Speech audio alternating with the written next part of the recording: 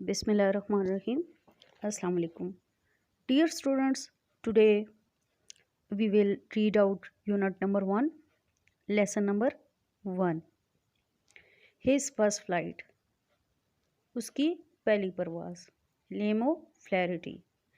इसके राइटर का नाम है लेमो फ्लैरिटी.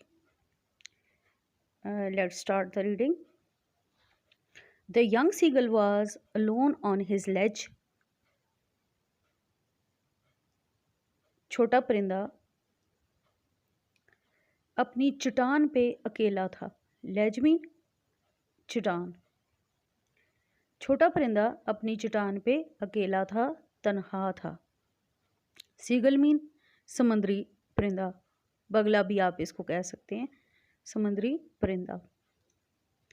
His two brothers and his sister had already flown away the day before. उसके दो भाई और उसकी छोटी बहन एक दिन पहले ही उड़ चुके थे. He had been afraid to fly with them. और वो उनके साथ उड़ने में खौफज़दा था. Somehow, ताहम, when he had taken a little run forward to the brink mean किनारा.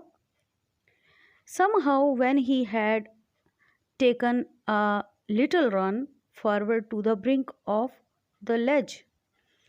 ताहम किसी भी तरह जब वो चट्टान के किनारे की तरफ थोड़ा सा भागा. And attempted to flap his wings, और अपने परों को फैलाने और फड़फड़ाने की कोशिश की.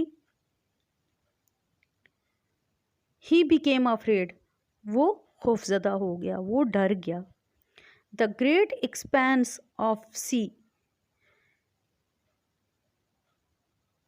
समंदर का बड़ा पार्ट. एक्सपेंस मीन फैला हुआ, उसका पार्ट. स्ट्रेट डाउन बीनीथ, नीचे वसी अरीज समंदर फैला हुआ था. And it was such a long way down, और ये बहुत नीचे था. माइल्स डाउन, मीलों नीचे था.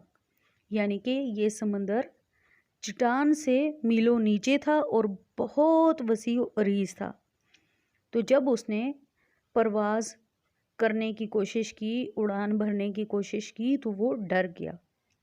ही फेल्ट सर्टन, उसे ये यकीन था, that his wings would never support him, कि उसके पर उसे सहारा नहीं देंगे. So he bent his head, बस उसने अपने सर को झुकाया. बेंट मीन झुकाया. And ran away back to the little hole under the ledge, और फिर शगाफ में,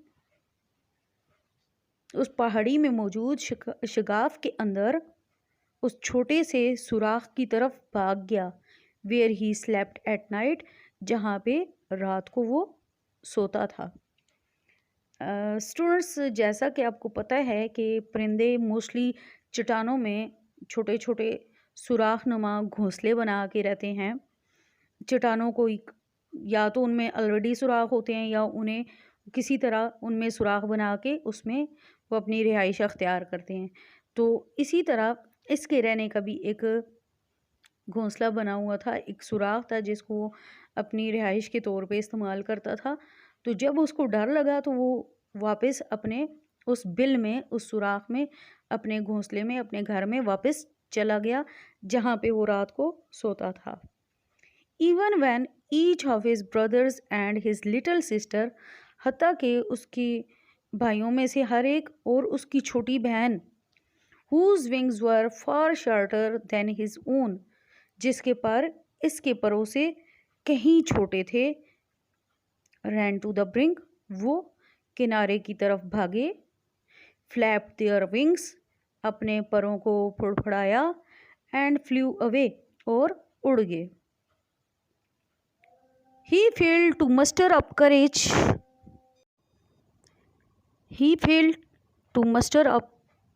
courage to take that plunge. वो ये फैसला लेने में और अपनी हिम्मत जमा करने में नाकाम रहा, which appeared to him so desperate, जिसकी वजह से वो बहुत मायूस हुआ, जो उसके सामने मायूसी के तौर पे सामने आया। His father and mother had come around, calling him shrilly. उसके वालिदैन उसके इर्द गिर्द चिहुपकार करते हुए इर्द गिर्द चक्कर लगाने लगे, उसके इर्द गिर्द आए। अब प्रेडिंग हिम, उसे मलामत करते हुए, थ्रेटनिंग और धमकाते हुए, टू लेट हिम स्टार्व, कि वो उसे फाका कशी के लिए छोड़ देंगे, वो उसे भूखा छोड़ देंगे। ऑन हिज लेज, इस चट्टान पे, अनलेस, यहाँ तक के ही फ्लू अवे, वो खुद उड़े। But for the life of him he could not move, लेकिन वो अपनी जिंदगी के लिए आगे नहीं बढ़ सका था। Here students, in this paragraph we have a story of a young seagull. Basically, he was afraid of flying, he was afraid of making attempt of fly, and he was afraid of making any effort. वो कोई कोशिश करने से डरता था। वो कर सकता था, अभी वो इतना बड़ा हो चुका था कि वो उड़ान भर सकता था, क्योंकि इससे छोटी इसकी सिस्टर उड़ चुकी थी। हालांकि उसके पर भी छोटे थे, लेकिन चूंकि ये डर रहा था और इसको ऐसा लगता था कि जैसे वो नहीं उड़ सकेगा, और इसके आगे ना बढ़ सकने की और उड़ान ना भर सकने की असल वजह इसके पर नहीं बल्कि इसका डर था। जब उसने चट्टान पे खड़े होके उड़ने की कोशिश की और उसकी नज़र पड़ी, तो उसने देखा कि नीचे तो हद निगाह बहुत बड़ा समंदर फैला हुआ है और वो मीलों नीचे है। तो उसे ऐसा महसूस हुआ कि उसके पार उसकी कोई उसको सपोर्ट नहीं करेंगे, उसको सहारा नहीं देंगे, उसके पार उसे संभाल नहीं पाएंगे। और ये डर उसके दिल में पैदा होते ही वो वापस अपने पनागाह की तरफ भाग गया। उसके बहन भाई उड़ गए और उसके वालिदैन उसके पास आए, उसे हर तरीके से उड़ने पे राग़िब करने की कोशिश करते रहे। शोर मचा मचा के उन्होंने उसकी हौसला अफजाई की कोशिश की। उसके बाद उन्होंने उसे लानत मलामत की कि शायद वो इस तरह उड़ जाए। फिर उसे धमकाया कि तुम्हें भूखा मरने के लिए छोड़ देंगे, लेकिन उनकी किसी भी बात का इस पे कोई असर नहीं हुआ।